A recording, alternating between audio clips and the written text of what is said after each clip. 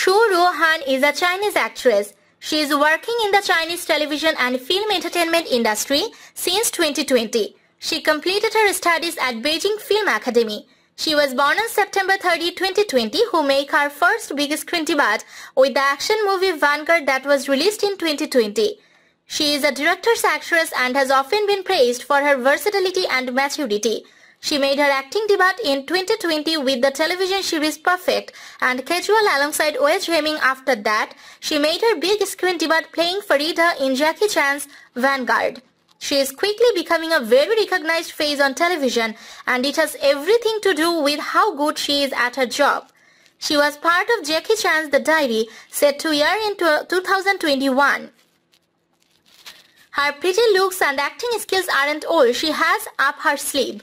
She is represented by Zhang Jia Studio Zhor Cultures Agency.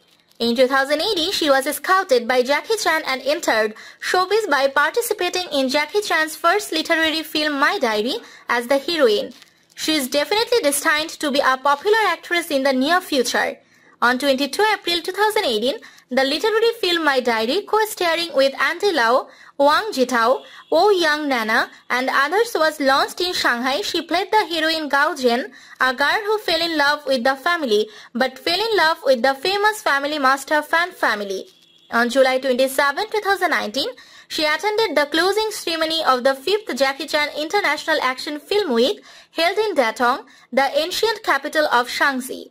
On September 28, Dadang Su Han Wei Zheming starring urban love drama Mr. Perfect and the Almost Miss in Mango Independent Broadcast TV channel, which plays in the drama statistically senior in almost everything on the line in situ determination of. She has attained quite much in her still early career and seems to be hungry for more and more.